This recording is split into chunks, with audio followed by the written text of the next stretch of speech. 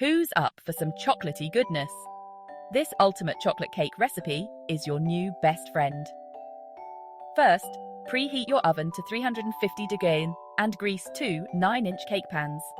In a large bowl, mix 1 3/4 cups of flour, 1/2 cups of sugar, 3/4 cup of cocoa, 1/2 teaspoons each of baking powder and baking soda, and a pinch of salt.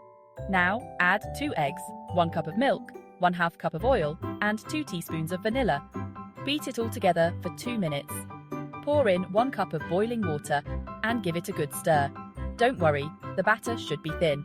Split the batter between your pans and bake for 30 to 35 minutes. Let those beauties cool.